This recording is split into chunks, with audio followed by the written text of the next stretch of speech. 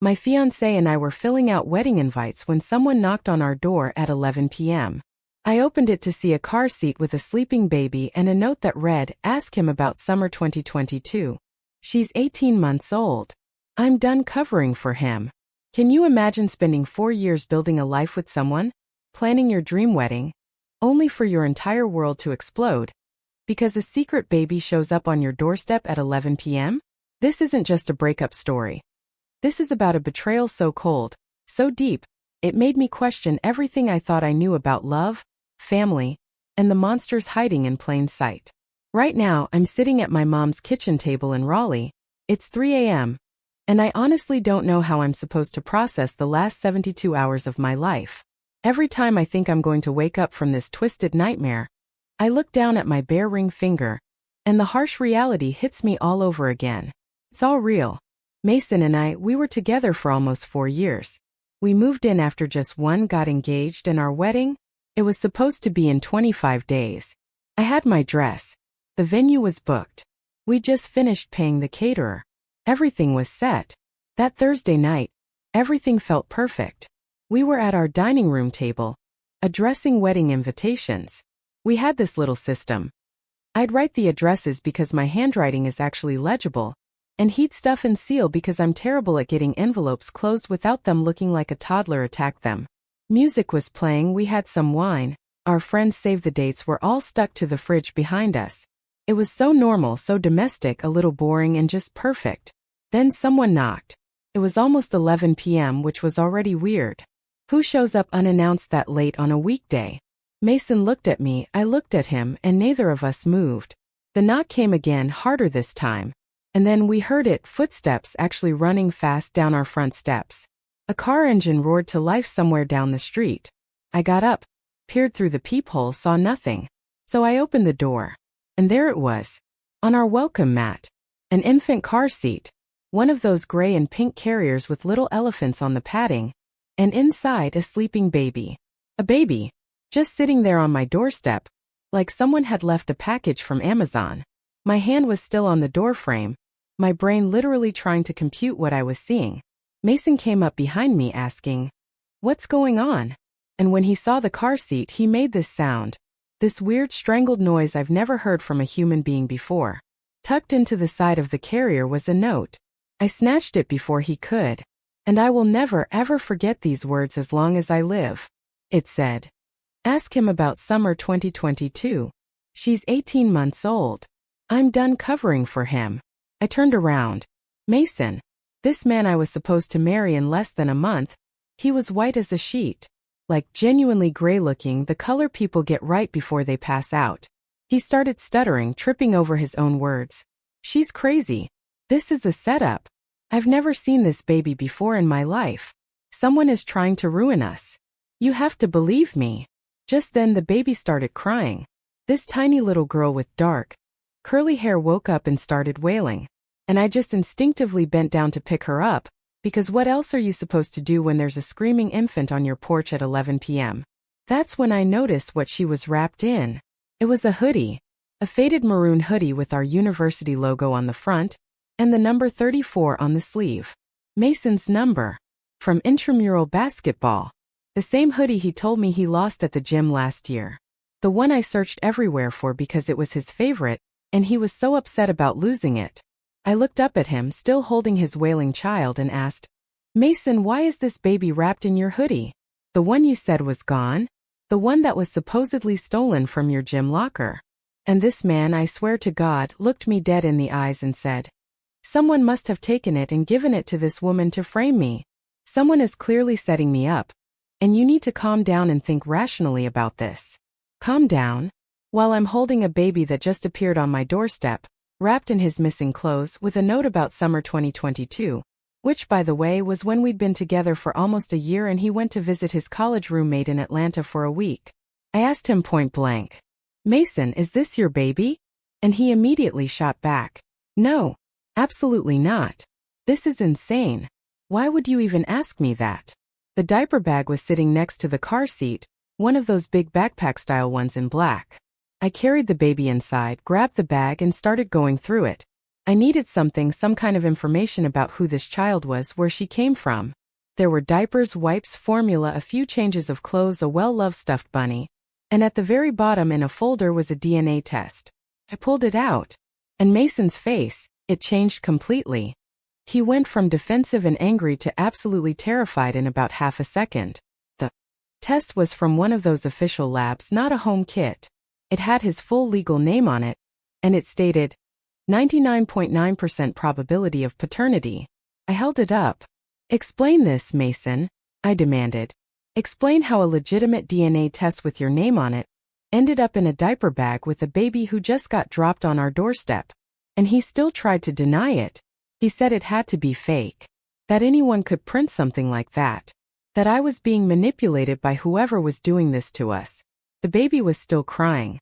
She couldn't have cared less that my entire life was falling apart around her. She just wanted to be fed. I found a bottle in the bag and made formula one-handed while Mason paced around our living room, having what looked like a complete breakdown. And I'm watching him spiral, thinking, I'm supposed to walk down an aisle toward this person in 25 days. My dad is supposed to give me away to this? About 20 minutes later, his phone rang. He glanced at the screen and his whole body went rigid. I asked who it was and he didn't answer. Just kept staring at his phone like it was going to bite him. I told him to answer it or I would. He finally picked up. I couldn't hear the entire conversation, but I heard enough. His mother's voice, clear as day, came through. Did the baby arrive okay? Not what baby. Or what are you talking about? Or any normal response. Did the baby arrive okay? Like she'd been expecting this. Like they'd discussed it beforehand. Mason walked into the other room, but I followed him. I wasn't about to let him have a private conversation about the baby I was currently holding. He kept saying, Mom, stop. Mom, not right now. Mom, I can't talk about this. And I could hear her getting more agitated through the phone. Something about how they'd all agreed this would stay quiet. And Dina had no right to do this. And she'd been promised this wouldn't affect the wedding. Dina. A name. Finally, some actual information instead of lies. Mason hung up and turned around, seeing me standing there. For a second, neither of us said anything. Then I asked him, Who is Dina? He closed his eyes like he was in physical pain and said she was nobody. Just someone he used to know. I told him I wasn't stupid. I said his mother clearly knew about this baby. Clearly knew about some agreement to keep it quiet. Clearly knew who Dina was. So he could either start telling me the truth right now, or I was walking out that door with my car keys and driving straight to his parents' house to get answers myself. That's when Mason finally started talking. And honestly, I almost wish he hadn't, because the truth was so much worse than I could have imagined. He said Dina was someone he met at a bar during that Atlanta trip in summer 2022. One of his college roommate's coworkers. They hooked up a few times over the week he was there, and he thought that was the end of it. But she got pregnant and reached out to him about 5 months later, right around the time he and I were starting to talk about moving in together. I asked him why he never told me. Why he hid an entire pregnancy and child from me for over a year. He said he didn't know for sure it was his at first, that Dina had been seeing other people too. That he didn't want to worry me about something that might not even be his problem. But then the DNA test came back, that exact test in the diaper bag, and he knew. He'd known since this baby was maybe 4 months old that he was her father. And he never said a single word to me. I asked him what the arrangement was. What his mother meant by keeping it quiet. And he said Dina agreed to handle everything herself. That he would contribute financially but stay out of the child's life because he didn't want to complicate things with me. He said his parents knew because they helped him set up the payments, helped him figure out how to keep everything separate so I wouldn't find out. His parents, who I've had dinner with every other Sunday for the last 2 years, who helped us pick out our venue, who I thought loved me and welcomed me into their family. They've all been lying to my face this entire time. I asked him if anyone else knew. He admitted his sister Marcella knew. His brother Hunter knew. Basically, his entire immediate family had been keeping this secret from me. While I planned a wedding to a man with a hidden child. The baby had fallen asleep in my arms by this point. She was so small and warm and completely innocent in all of this. And I felt so unbelievably sad looking at her. This little girl, whose father was apparently so ashamed of her existence that he'd been paying her mother to pretend she didn't exist. I asked what happened with Dina. Why she suddenly showed up after 18 months of apparently going along with this arrangement. Mason said he didn't know. Said Dina had been fine with everything until a few weeks ago, when she started asking questions about when he was going to tell me, when he was going to be an actual father to their daughter, whether he was really going to marry someone who didn't know the truth. He said he told her nothing was changing, that the agreement was the agreement. And she'd stopped responding to his messages. So she decided to just deliver his daughter to my doorstep instead. The nuclear option. I asked him what he expected to happen. If he really thought he was going to marry me, and just keep paying this woman indefinitely while their daughter grew up without ever knowing her father. He said he thought maybe eventually, after we were married and settled, he could figure out a way to tell me. That he was always planning to tell me someday. Someday. Not before our wedding. Not before I signed a legal document binding myself to him. Not before I made vows to spend my life with someone who'd been lying to me about something this massive. Just someday. Whenever it was convenient for him. I carefully put the baby down on the couch, surrounded by pillows. And I told Mason I needed him to leave. To go to his parents' house or his brother's or literally anywhere else because I could not look at him anymore. He started crying. This grown man started sobbing and begging me to just talk to him, to let him explain, saying he loved me and he never meant to hurt me and we could work through this together. And yeah, maybe I'm heartless, but I felt nothing. Just cold and empty and so incredibly tired. He asked what was going to happen with the baby. Where was she going to go? And I told him I didn't know, but that wasn't really my problem since apparently I wasn't supposed to know she existed in the first place. Mason left around 1 a.m., just grabbed his keys and wallet and walked out the front door, still crying. I stood in my living room holding my phone, staring at the sleeping baby on my couch, and tried to figure out what the hell I was supposed to do next. I called my mom. It was the middle of the night, but she picked up on the second ring because moms have that sixth sense about things. I told her what happened, and she was quiet for a long moment. Then she said, "Pack a bag, bring the baby, and come home." So that's what I did. The drive from our apartment to my mom's house is about 40 minutes. I spent the whole time going over every conversation, every weekend trip. Every time Mason's family looked at me across a dinner table, knowing they were keeping this massive secret. His mom who helped me pick out my wedding shoes. His dad who taught me how to grill a proper steak. His sister, who was supposed to be one of my bridesmaids. The next morning Mason's mom called me. Not him. His mother. And she had the absolute audacity to ask me to please be reasonable about this. To consider how much stress this was putting on the whole family. She said Dina had gone back on her word. And that wasn't Mason's fault, that he'd tried to do the right thing by making sure the child was provided for. And now I was punishing him for someone else's decision. I asked her if she thought the right thing was lying to me for 18 months. She said, "Sometimes people make difficult choices to protect the people they love," and she hoped I could find it in my heart to understand that. I hung up on her. Mason started texting around noon. Long rambling messages about how much he loved me, how sorry he was, how he knew he'd messed up, but we could get through this if I just gave him a chance. He said the wedding was still on the table, that we didn't have to cancel anything yet, that we should take a few days and then sit down and talk about our future. Our future. Like we still had one. Like finding out your fiancé has a secret child and his whole family helped cover it up is just a bump in the road. My phone blew up all day. His sister texted, asking if I was okay, which felt rich coming from someone who'd known about this for over a year. His brother sent some message about how Mason really did love me, and this didn't change that. Even his dad reached out, saying he hoped I could forgive them all someday because they were just trying to protect everyone. Protect who? Certainly not me.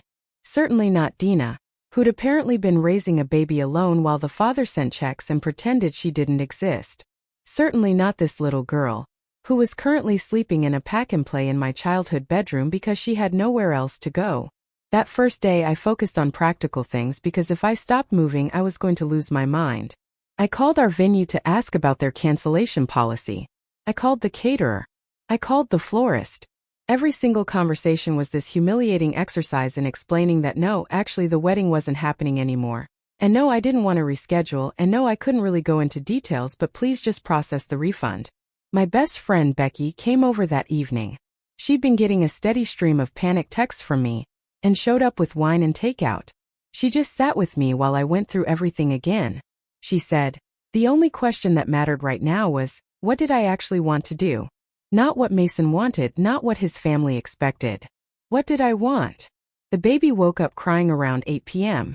Becky helped me feed her and change her.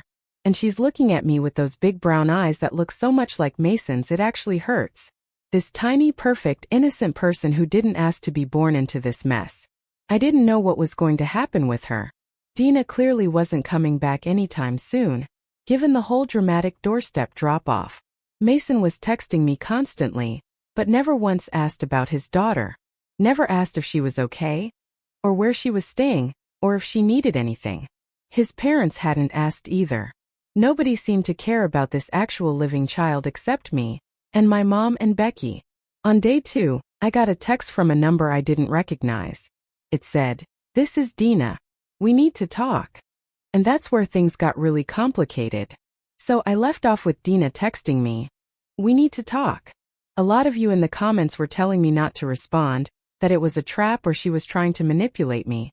But honestly, I was desperate for answers that weren't filtered through Mason's lies. I still hadn't gotten a straight story out of anyone in his family, and I was losing my mind trying to piece together what was actually true. I texted back asking what she wanted. She responded almost immediately, saying she wanted to explain her side and figure out what was happening with their daughter. Not my daughter or the baby, but their daughter. I noticed that wording. She was still framing this as something that involved Mason. Still expecting him to be part of this child's life somehow. Like he hadn't spent 18 months pretending she didn't exist. I told her I wasn't interested in being in the middle of whatever was going on between her and Mason. She said she understood, but she also wasn't leaving her daughter with a stranger indefinitely. And she needed to know what the plan was. That set me off. Because, excuse me, she left a baby on my doorstep without warning, without asking, without any kind of coordination. And now she was acting like I was the one creating problems. I told her that if she wanted her daughter back, she could come get her anytime. That I never asked to be involved in any of this. That she made me part of this mess without my consent. Who does that? Who just drops a baby on someone's porch and drives away? She didn't respond for about an hour. When she finally texted again, she said she knew it was wrong to do it that way, but she was out of options. That she'd been trying to get Mason to tell me for months. And he kept promising he would, and never did. That she couldn't keep being his dirty secret, while he married someone who had no idea she existed. I asked her what exactly she thought was going to happen. Like, did she imagine Mason was going to step up and be a real father just because she forced the issue? Did she think I was going to what? Adopt his secret baby and play happy family? Did she think this through at all? Or did she just want to blow up my life because hers was already a mess? She said she didn't know what she expected. She just knew she couldn't keep living the way she'd been living. Being paid to stay quiet, watching Mason post photos of his perfect life with his perfect fiancé, while she was home alone with a toddler he refused to acknowledge. I told her I'd bring her daughter to her if she gave me an address. She lived about 2 hours away in a smaller town outside Charlotte. She said she could meet me halfway the next day, and I agreed because honestly I couldn't keep taking care of this baby indefinitely. My mom was helping, but neither of us signed up for this, and I still had my own life falling apart to deal with. That night, Mason showed up at my mom's house. I hadn't told him where I was, but it wasn't hard to figure out. My mom's address hasn't changed since I was in middle school. I heard his car pull into the driveway around 8 p.m., and my whole body tensed up. My mom asked if I wanted her to tell him to leave, but I said no. I needed to actually talk to him face to face. I needed to look him in the eyes while he tried to explain himself, because I was done getting half-truths through text messages. I went out to the front porch because I wasn't letting him inside. He started talking before I even got down the steps. This whole rushing stream of apologies and excuses, and please just let me explain. I told him he had exactly one chance to tell me the complete truth about everything. And if I found out later he was still lying about anything, then we were done forever. No more chances, no more conversations. He nodded and said, okay. He would tell me everything. So I asked him to start from the beginning. Not the version he told me the night the baby showed up. The real beginning. He said he met Dina in Atlanta like he'd said before, but it wasn't just some random hookup at a bar. He'd known her from college. She was a year behind him, and when he found out she'd moved to Atlanta, he reached out to see her. They'd hooked up a few times back in school, and he figured, why not reconnect while he was in town? Why not? Why not? Like I didn't exist. Like we hadn't been together for almost a year at that point. Like reconnecting with an old hookup was just a casual decision with no consequences. I asked him if he knew she had feelings for him, if he knew she thought it was more than casual. He admitted he probably should have realized that she'd always been more into him than he was into her, even back in college. But he told himself they were both adults and she knew what she was getting into.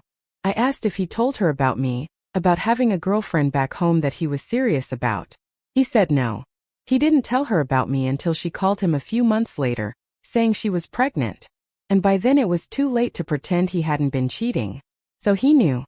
He knew when he was sleeping with her that he was cheating on me. It wasn't some drunken mistake or moment of weakness or any of the other excuses people make. He deliberately reconnected with an ex-hookup, deliberately didn't mention me, and deliberately chose to cheat multiple times over the course of a week. Multiple times. This wasn't one night of bad judgment. This was a week of choices.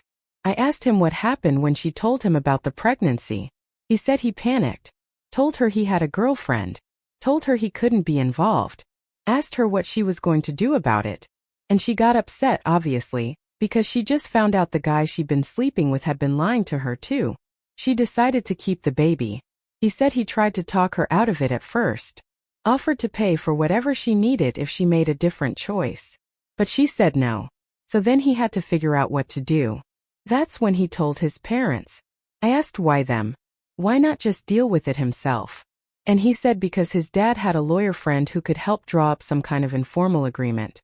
His mom helped him figure out how much money to send each month. His whole family got involved in managing his mistake and making sure I never found out about it. His whole family. These people I've been having dinner with for years, who I thought loved me, who helped us pick our venue and address invitations and plan a wedding. All of them knew. All of them looked at me and smiled and pretended everything was fine while they were actively helping Mason hide a child from me. I asked if they ever considered just telling me, any of them, his parents, his siblings, anyone. And he said his mom was against it from the start. She said I'd probably leave him. And why ruin a good relationship over one mistake that Dina was taking care of financially? The baby would be provided for. And there was no reason to blow up everyone's lives. One mistake. Like it was a parking ticket or forgetting someone's birthday. Not an entire secret child that he'd been actively hiding for almost 2 years while planning a wedding with me. I asked him about the arrangement with Dina, what exactly had been agreed to.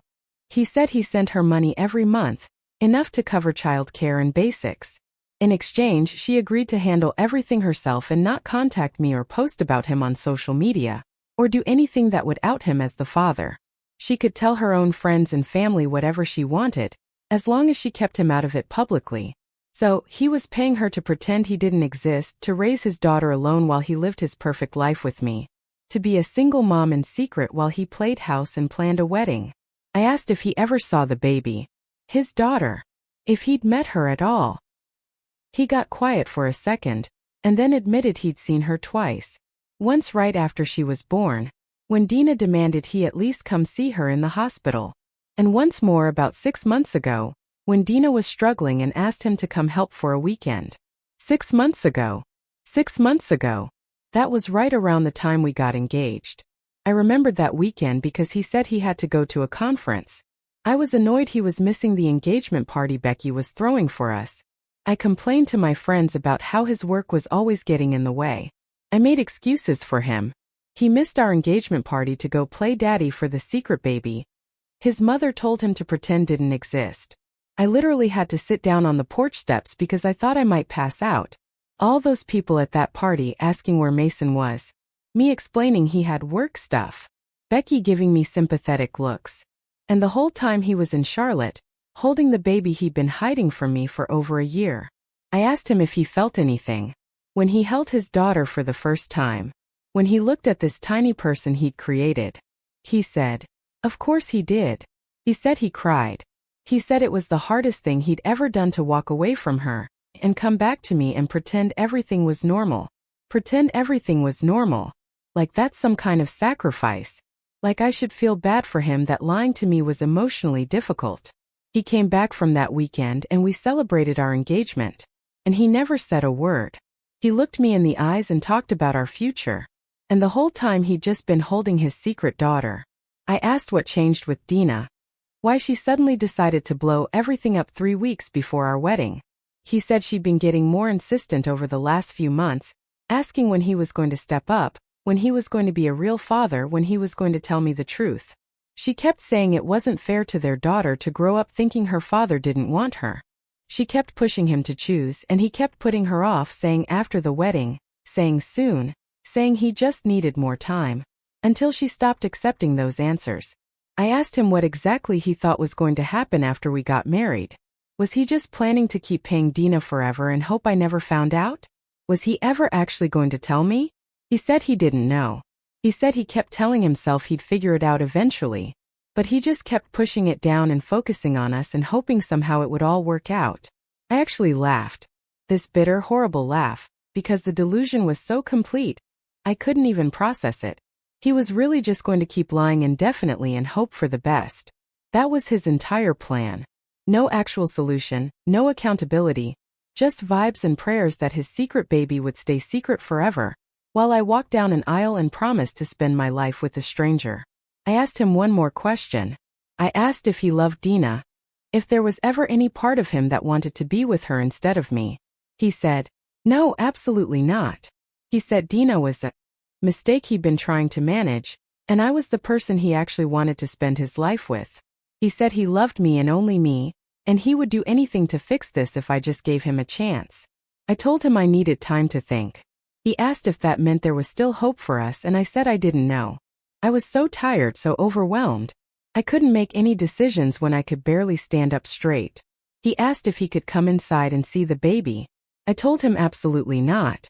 I said he'd had 18 months to see his daughter, and he chose not to. So, he didn't get to play concerned father now just because it might score him points with me. He lost the right to act like he cared about that child when he missed her first steps and first words so he could keep lying to me about her existence. He left after that. I sat on my mom's porch for probably an hour, just staring at nothing. The next day, I drove to meet Dina at a gas station about halfway between us. My mom wanted to come, but I told her I needed to do this alone. I put Lily in her car seat and loaded up all the stuff from the diaper bag and made the hour drive, listening to nothing but silence. Dina was already there when I arrived. She was standing by an older model SUV, watching me pull in. Dark hair pulled back, no makeup, wearing joggers and an oversized sweatshirt. She looked exhausted in a way that went beyond just not sleeping. She looked like someone who'd been carrying something heavy for a very long time. I got out and went around to get Lily, and she immediately started fussing over her, checking her diaper and her temperature and asking if she'd been eating okay. Lily reached for her mom and made this happy little sound, and I just stood there watching this reunion that I had no part in, but somehow had been dragged into anyway. I handed over the diaper bag and she turned back to me and said, "Thank you for taking care of her. I know you didn't have to do that." I told her I wasn't going to leave a baby on my porch in the middle of the night, that I was a decent person, even if the father of that baby wasn't. She flinched a little at that but didn't argue. She asked if I'd talked to Mason. I said I had. She asked what he told me and I gave her the short version. She listened and then said there were some things he'd left out. Like what? I asked. She said the arrangement wasn't her idea. That when she first told Mason she was pregnant and wanted to keep the baby, she asked him to be involved. Not as a boyfriend or partner but as a father to their child. She wanted to co-parent. Wanted their daughter to know her dad. Wanted to figure out something that worked for everyone. But Mason said no. He said his family had money and influence, and if she tried to force the issue, they would make her life difficult. So he offered her a different deal. Monthly payments, generous ones, in exchange for staying out of his life and letting him pretend none of this ever happened. She was 24 and alone and scared, and she took the deal because she didn't know what else to do. I stood there in that gas station parking lot trying to process this. Mason had essentially threatened her. used his family's money and status to scare a pregnant woman into silence. This wasn't just lying to me. This was using power over someone vulnerable to protect himself. I asked why she was telling me this, what she wanted from me. She said she didn't want anything from me. She was done feeling guilty for existing. For 18 months she'd been treated like a shameful secret, paid off like some kind of inconvenience. And she was over it. Mason was Lily's father, whether he liked it or not, and he was going to have to deal with that eventually. I asked what was going to happen now. With Lily, with Mason, with all of it. She said she was planning to pursue legal custody arrangements. No more under-the-table payments and gentlemen's agreements.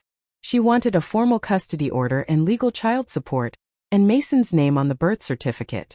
She said she'd held off because she didn't want to cause drama. But clearly keeping quiet wasn't working for anyone. She got in her car and drove away with Lily waving at me from her car seat. I sat in my car for probably 20 minutes before I could make myself drive home. When I got back to my mom's house, Mason's sister, Marcella, was sitting in the living room. My mom looked apologetic and said Marcella had shown up about an hour after I left and insisted on waiting. Marcella stood up when I came in and said she really needed to talk to me, that she knew I was angry with all of them. But there were things I needed to understand. I was exhausted. I was done. But I also wanted to hear what she had to say, because Marcella was supposed to be one of my bridesmaids. She was going to stand next to me at my wedding, and she'd known about this the entire time. I sat down across from her and told her she had 5 minutes. She said the whole family felt terrible about how this had all come out, that they never meant to hurt me, that they genuinely cared about me, that everything they did was to protect the family, including me. Including me. I asked her how exactly lying to me for 18 months was protecting me. She said, looking back, she wished she'd said something sooner, that she'd felt guilty every time she saw me, but she'd convinced herself it wasn't her secret to tell, that Mason would handle it eventually, and she didn't want to interfere. I asked her what she actually wanted. Was she here to convince me to forgive Mason, to take him back and go through with the wedding like nothing happened? She got quiet for a moment and then said, "No, actually. I'm here because I thought you deserved to know the whole picture before you made any decisions.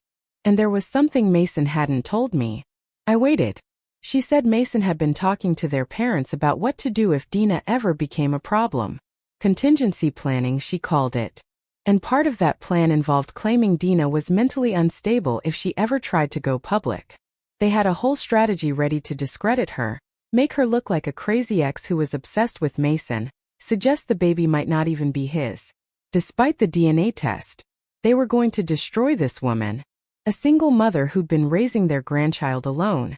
They were prepared to lie about her mental health, attack her character, make her look like an unhinged stalker, all to protect Mason's reputation and their family image. She left after that. My mom sat down next to me and didn't say anything, just put her hand on mine. I told her I felt like I was in someone else's nightmare. 2 weeks ago, I was addressing wedding invitations with the man I was going to marry.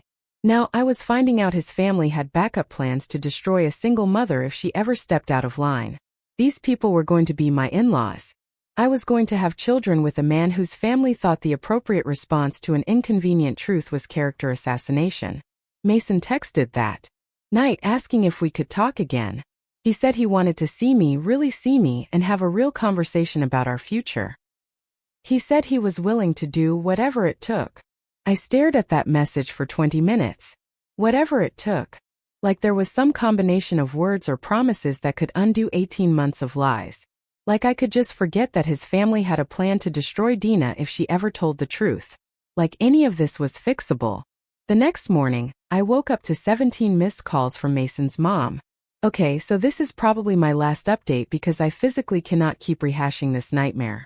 But I also feel like I owe everyone the full picture of how this all went down. So, I woke up to 17 missed calls from Mason's mom. I didn't call her back. Instead, I took a shower, made coffee, and sat with my mom at the kitchen table, trying to figure out what to do next. About an hour later, there was a knock at the door. And I already knew who it was before I even looked. Mason's mom was standing on my mother's porch. She asked if we could talk, and I said fine, but my mom was staying. We all sat down in the living room, and she launched into this whole speech about how she understood I was upset, but I needed to consider the bigger picture. She talked about how much Mason loved me, how the wedding was so close, how much money everyone had invested, how embarrassed the family would be if we canceled now. She actually said the word embarrassed. Like that was supposed to matter to me. Like her embarrassment was the issue here. Like I should care about her country club reputation when her son had been lying to my face for 2 years. I let her finish, and then I asked her point blank why she thought any of that should matter more than the fact that her son lied to me for almost 2 years. That she lied to me. That the whole family sat around Sunday dinners looking me in the face, knowing they were helping hide a secret child. I helped this woman pick out tablecloths for the rehearsal dinner. She cried when Mason proposed. She hugged me and said she couldn't wait to have me as a daughter. All while knowing. She said she was trying to protect her son and his future. That Dina was a mistake, and mistakes shouldn't define someone's whole life. She said Mason deserved a chance to be happy, and I was the person who made him happy. I asked her about the plan to discredit Dina if she ever went public.